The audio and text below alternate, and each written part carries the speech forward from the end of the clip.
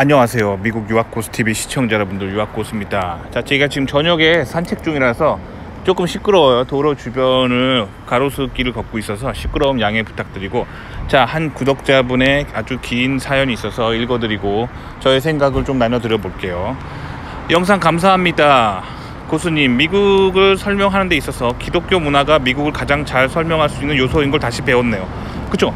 사실 이게 뭐랑 비슷하냐면, 한국에서 이민 유학하려고 하는 백인이 있다면 그에게는 유교가 뭔지 가르쳐 줘야 돼요. 삼강오륜, 그리고 왜 한 살이라도 많으면 형이라고 불러야 되는지 요거를 알려줘야 됩니다. 그래야 한국 문화를 잘 알 수 있겠죠. 저에게는 백인 친구가 있어요. 한국에서 제가 살았을 때, 저는 서울에 살기 때문에 서울에는 원어민 어학원, 유치원 되게 많잖아요. 그래서 백인들이 서울에 많이 살아요. 그래서 그 친구가, 저는 이제 한국에서 이제 대형교회 영어 예배를 다녔거든요. 영어 배우려고. 네. 그래서 저는 거기서 백인 친구들 많이 사귀었는데 한국 사회에 굉장히 어려움을 느끼더라고요. 그래서 백인 친구가 있었는데 저보다 9살이 많았어요. 근데 아시다시피 백인들은 다 하이 존, 하이 탐이잖아요. 그쵸? 그 친구가 존이고 제가 탐이라면 하이 존, 하이 탐 그랬어요. 제가 그랬단 말이에요. 그 동네에서도 막 그러고 친구처럼 지내니까 동네 어르신이 저한테 저 서양인하고 친한가 봐 그러는 거야. 예.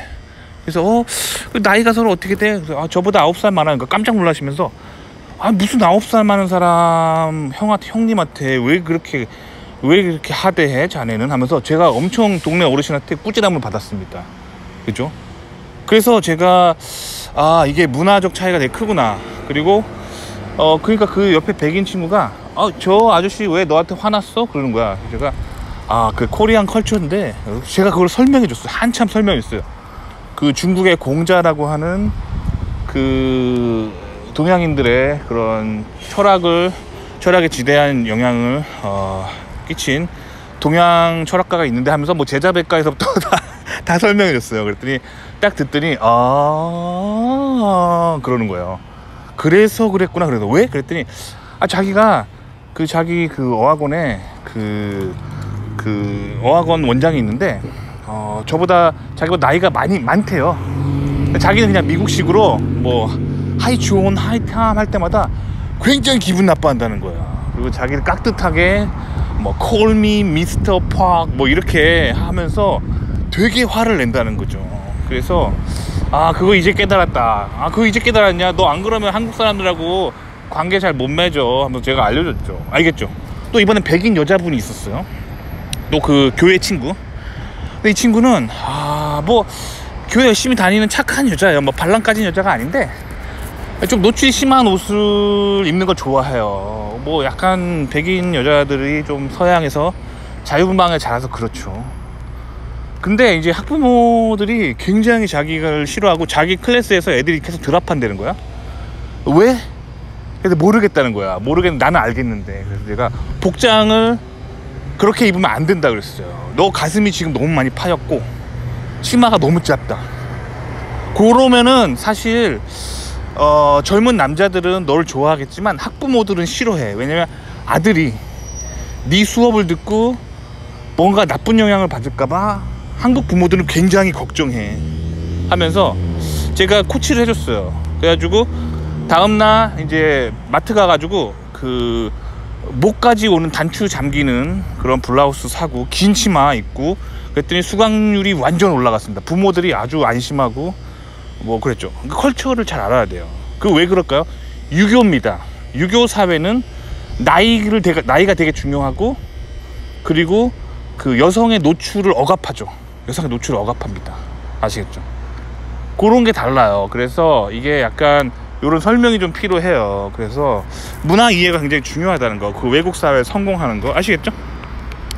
자, 한국에서 전문가들이라는 사람들이 미국에 대해서 얘기하면 지정학적이 어쩌고저쩌고 하면서 열심히 설명하지만 정작 기독교 문화적으로만 설명 가능한 핵심 알맹이 부분에 대해서는 다 생략하고 미국은 원래부터 그랬다는 식으로 넘어가고 보면서 짜증이 났거든요. 컷해볼게요. 왜 그러냐면 인문학자들이 보통 종교를 잘 몰라요. 그러니까 종교라 하면 이제 신앙심이 없다고요. 그래서 그 기독교 신앙에 대한 이해가 좀 부족합니다. 그러니까 그들을 그 교회를 안 다니기 때문에 보통 인문학을 왜 하게 되냐면 인문학 자체가 휴메니티예요. 휴메니티. 그러니까 창세기에 보면은 하나님이 선악과를 따먹지 말라고 했잖아요. 이게 의미가 뭐냐면 인간은 선과 악을 분별하는 거를 하나님께 의지하라는 뜻이에요. 근데 인간은 어떻게 했죠? 싫거든 내가 선과 악을 분별할 거거든, 내가 스스로 지식을 깨달을 거거든 하고 똑 따먹잖아요. 요게 인문학이에요. 휴메니티. 그리고 요게 바로 르네상스, 좀 더 나가면 헬레니즘입니다. 아시겠죠?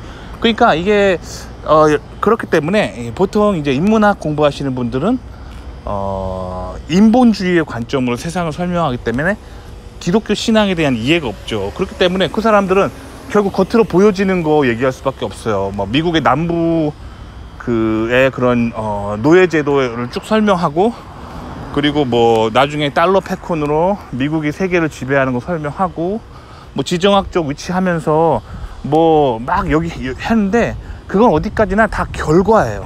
그리고 사회적으로 보여지는 여러 가지 현상 중에 하나예요. 그리고 미국 사람들의 핵심 마인드를 이해하지 못하게 돼요. 그래서 결국엔 미국에 대해 굉장히 오해하게 되죠. 그래서 인문학적으로 미국을 바라보는 거는 저는 좀 위험하다고 생각합니다. 왜냐면 미국인들의 어떤 실상을 이해하지 못하게 되는 거죠. 마찬가지로 한국인들을 이해하기 위해서는 한국에서 벌어지는 현상만 가지고 한국을 이해할 수가 없습니다. 아시겠죠?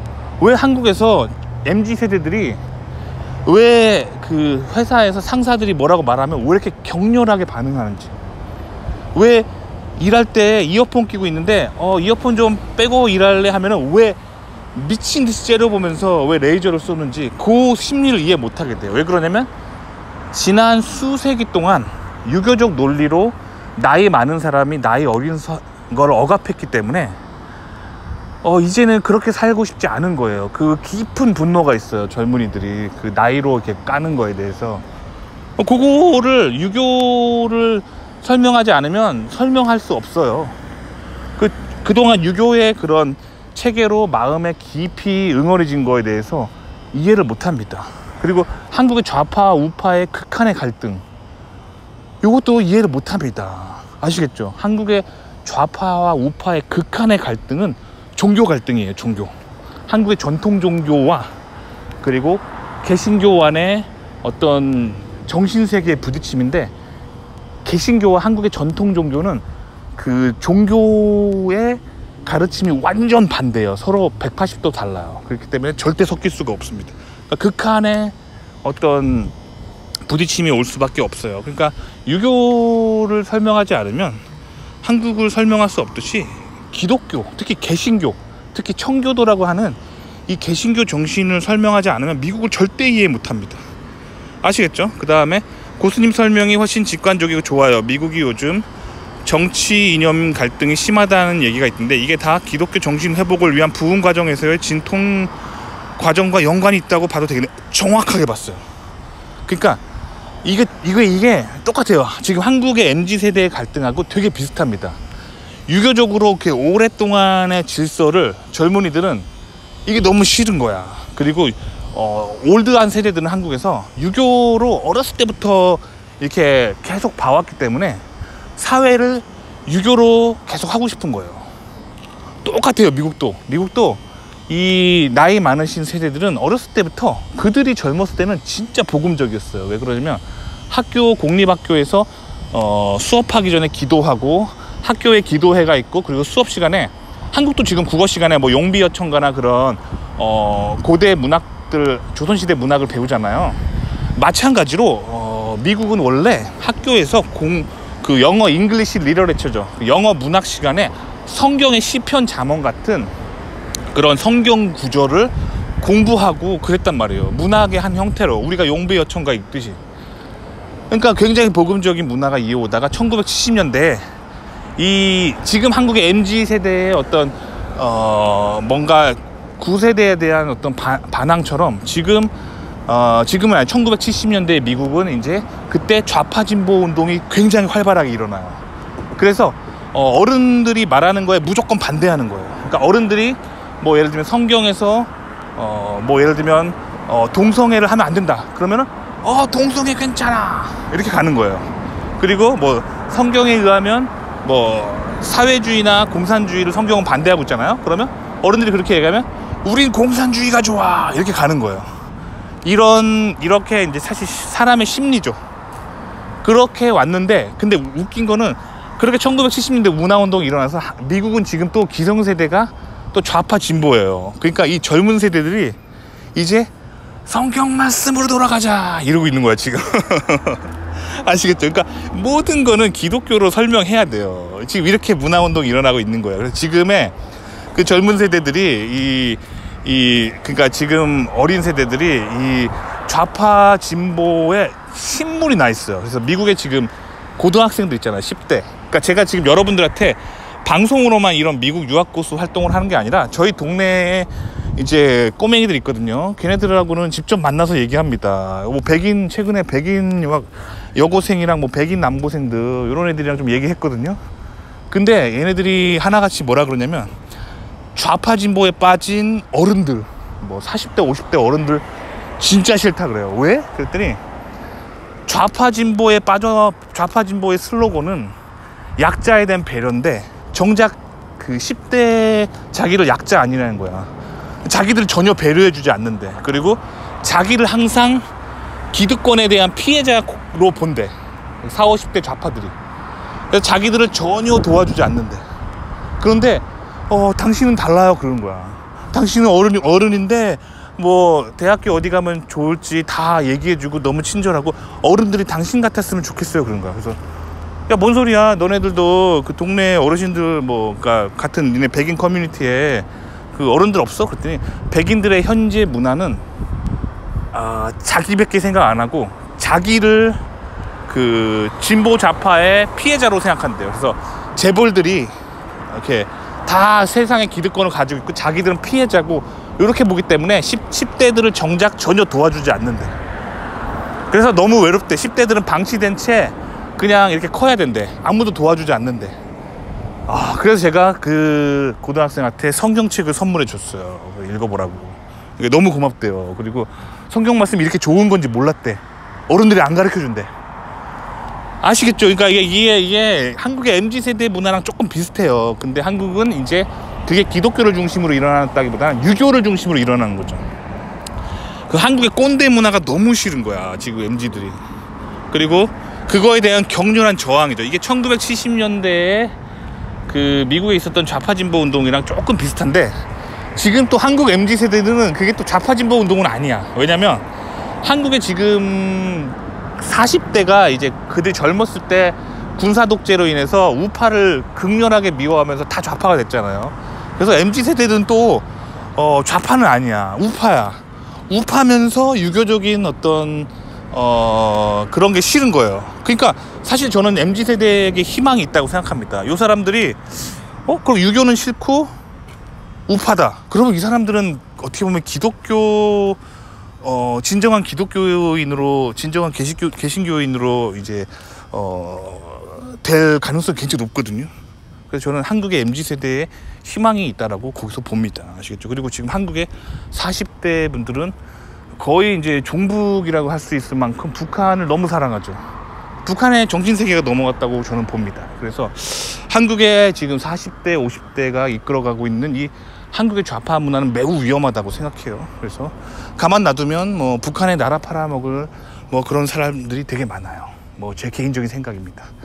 뭐 하여튼 그래요. 이게 그러니까 미국과 한국의 이게 약간 흐름이 약간 비슷하면서도 미묘하게 다른 게 결국 유교와 기독교의 차이라는 거죠. 아시겠죠? 자, 그 다음에 이제 특히 영상 40이라 보면서 개인적인 신앙 얘기 해주시면서 저도 느끼게 생각하는 게 많아져서 얘기를 안 할 수가 없네요. 자, 근데 좀 영상이 길어가지고 제가 어디서 끊을지 모르겠어요. 근데 어쨌든 오늘은 첫 페이지까지 해봅시다.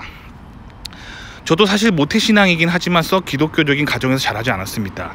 무슨 말이냐면 저희 어머니만 교회를 다니고 아버지는 교회를 안 다니십니다. 저희 친가 쪽이 이상하게 기가 센 건지 아버지도 어머니 만날 때는 어머니 따라서 교회를 다녔다는데 결혼하고 나서 그만두고, 저희 고모부도 고모랑 결혼하기 전에 교회 목사님이셨다는데 고모랑 결혼하고 나서 아예 교회를 안 다니더군요. 친가 쪽 사람들은 거의 다 명절마다 제사를 지내고 교회 다니는 어머니랑 저만 제사를 안 지내고 살고 있습니다. 여기서 컷 해볼게요. 그러니까 제사 때문이에요. 자, 제사의 의미를 알려줄게요. 제사가 단순하게 그 가정의 어떤 뭐랄까 전통이 아니에요. 이거 종교입니다. 유교는 종교예요. 그래서 공자님이 말했던 사상은 뭐냐면 그 조상들에게 절을 하고 조상들에게 제사를 지내면서 조상을 신으로 여기는 사상이에요. 그러니까 성경과 좀 다른 세계관을 설명해 드릴게요. 성경은 우리가 살고 있는 세상 동안 하는 일에 대해서 하나님이 다 보고 계시고 죽은 후에 심판이 있죠. 근데 예수 그리스도를 믿는 자는 예수님께서 우리 죄를 대신해서 돌아가셨기 때문에 천국에 가죠. 그리고 예수 그리스도를 안 믿는 자는 지옥으로 떨어집니다. 이게 기독교의 개신교적인 세계관이죠. 그 구원관. 근데 유교는 어떻게 돼 있냐면 유교는 그 죽은 후에 이제 조상들이 신으로서 귀신이 되는 거죠. 귀신이 돼서 이렇게 있다가 우리가 제사를 지내는 순간 그 제사밥을 먹으러 오신다는 거죠. 그 제사상 안에 앞에 앉아 계시고 그래서 우리가 제사하는 음식을 받아 드시고 그게 맛있으면 축복을 해주시고 뭐 그렇게 우리가 그 조상신 숭배를 잘 해야 되고 조상이 축복해 준다. 요 사상이잖아요. 요 사상입니다. 자, 근데 일단 기독교와 유교의 종교적 차이가 있는데 이거를 뭐 서로 싸우자는 게 아니라 종교 간의 차이를 학습하는 거라고 생각하고 절대 싸우지 말아주세요.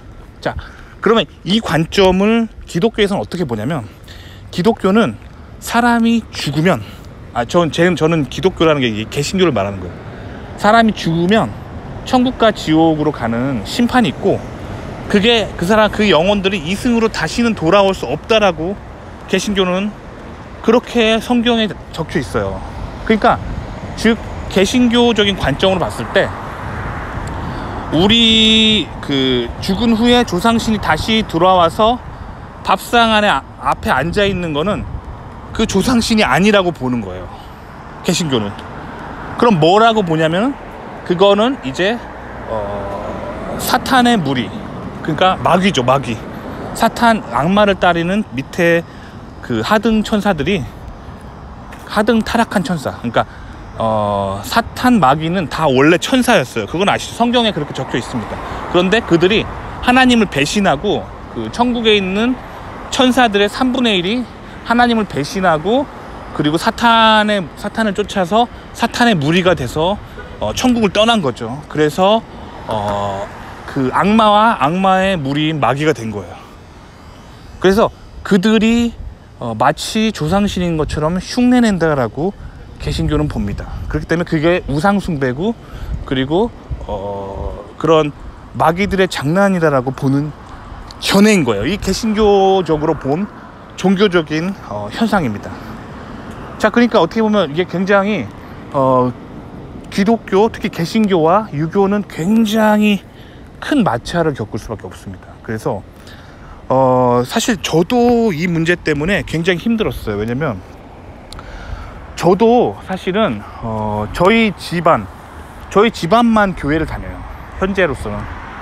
그러니까 저희 부모님과 그 저의 형제자매의 이 관계 여기만 교회를 다니고 또 와이프 부모님과 와이프 형제자매만 교회를 다니고 이렇게 돼 있는 형태고 근데 아버지가 형제들 있잖아요. 아버지 형제들은 교회를 안 다니세요. 그러니까 저도 뭐 한국에 있을 때 뭐 설이나 명절 때 이제 큰아버지들 뭐 이런데 가면은 이제 제사를 지내자고 막 이렇게 강요를 하십니다. 그럼 저는 항상 개신교인이기 때문에 죄송합니다만 저는 개신교적인 신앙으로 제사를 드리지 않습니다 라고 말하면 이제 큰아버님이 굉장히 섭섭해하고 굉장히 불편해하시고 너무 힘들어하세요. 그러고 나서 이제 저희 아버지를 이제 핍박하죠. 왜 아들을 왜 저렇게 키웠냐 하면서. 왜냐면 유교적 가정에서는 제사를 안 드린다는 거는 어떻게 보면 이제 페루나잖아, 페루나. 그렇죠, 페루나. 그렇기 때문에 굉장히 이게 나쁜 거예요. 하지만 개신교적인 전통인 에서 바라봤을 때 제사상, 즉 죽은 사람에게 절하는 건 우상 숭배입니다. 하나님이 금하신 거. 그러니까 절대 해서는 안 되는 거예요.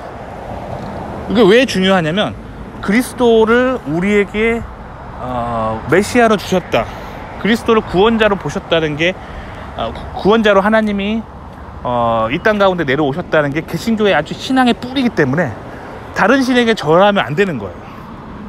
배도인 거예요, 배도. 그러니까 절대로 제사를 지내면 안 돼요. 절대로. 그러니까 이게 굉장히 한국 전통 문화와 굉장히 모순이 되잖아요. 그래서 그 한국 전통 문화, 특히 유교적인 집안에서는 개신교를 그래서 되게 싫어하는 거예요. 개신교도 유교의 제사를 절대 지낼 수 없다는 어떤 마인드를 가지고 있고, 그래서 저는 어렸을 때 그런 것까지 봤어요. 어렸을 때 뭐 저희 집안은 아니고 저희 동네에 어떤 분들이 집에서 제사를 지내는데, 그 부모님은 유교 전통을 가지고 있는데 자녀는 이제 아주 독실한 개신교인 거예요. 그러니까 부모가 막 강요하죠. 조상신에게 절하라. 근데 자녀는 저는 신실한 크리스찬이라서 못합니다 하니까 집안에서 막 갈등이 일어나는 거죠. 근데 서로 조금의 양보도 안 하는 거예요. 그래서 나중에 어떻게 됐냐, 그 자녀가 제사상을 엎어버렸어요. 발로 확 걷어차면서 절대 제사 지내지 않아 해버린 거예요. 자, 그런데 이것도 어떻게 보면은 개신교적인 건 아닌 거예요. 그래서 부모가 그래도 제사상을 이렇게 차려놨는데 정중하게 거절해야지, 막 발로 차면서 절대 제사 지내지 않고 제사상 엎어버리는 거는 너무 폭력적인 거잖아. 그러니까 그 안에 마음에 그동안 부모와의 관계 속에 있는 아주 깊은 응어리와 상처가 있는 거예요. 그렇게 하면 안 돼요. 그렇게 하면 안 돼요. 정중하게 거절해야 됩니다. 근데 반대로 부모도 정중하게 거절하는 자녀를 끝까지 강요한 거죠.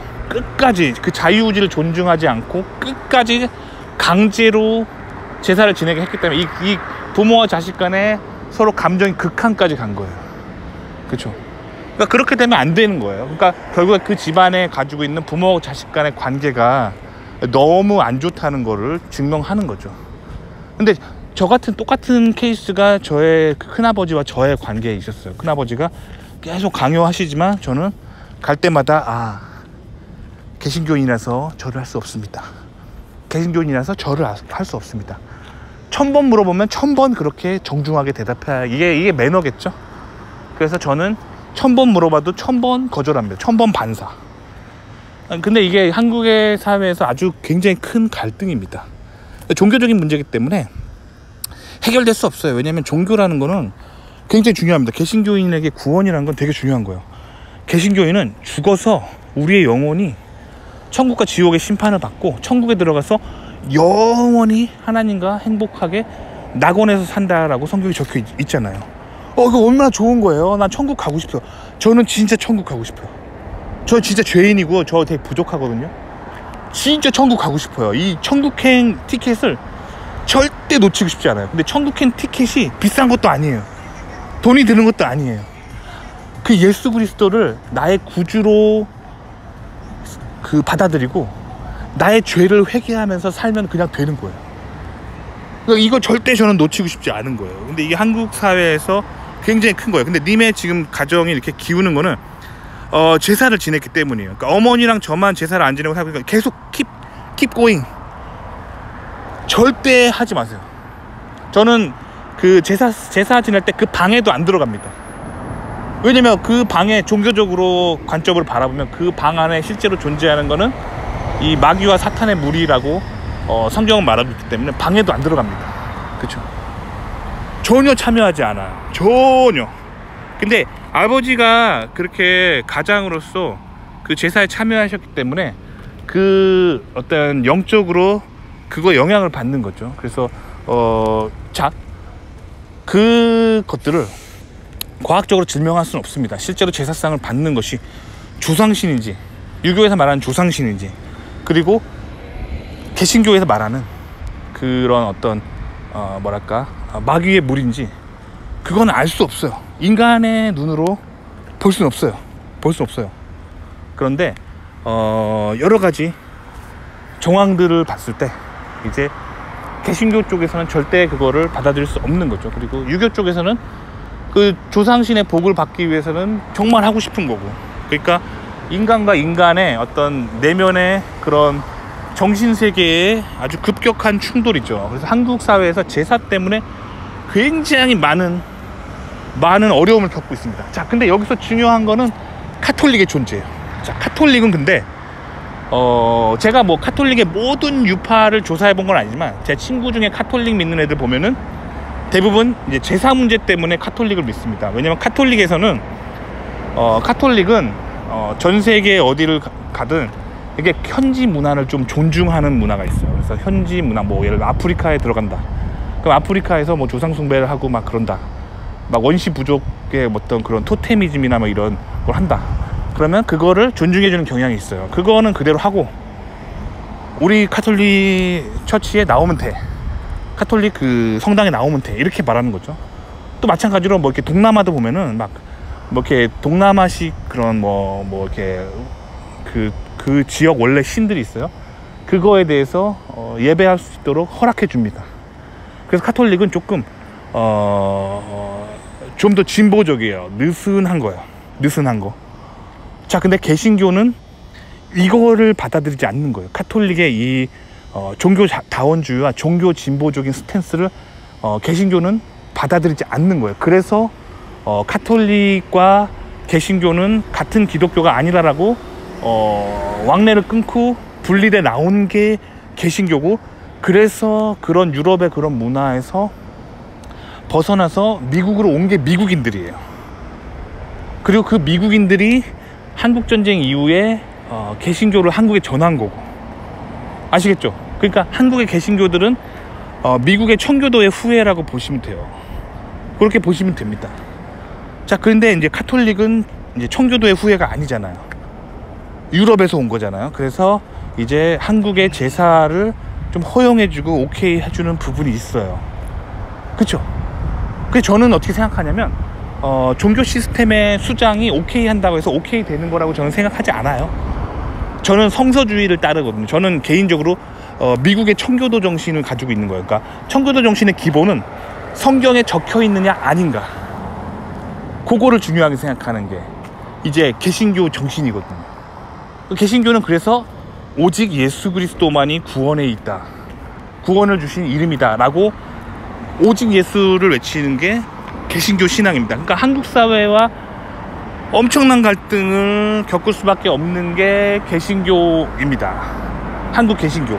한국 개신교인들의 1세대 집안에는 많은 그런 가정의 어려움들이 있어요. 왜냐면 제사를 지내야 되는데 제사를 지내지 않는 거에 대한 큰 할아버지, 뭐 큰 할머니, 뭐 이런 종갓집에 어떤 엄청난 프레셔가 있어요.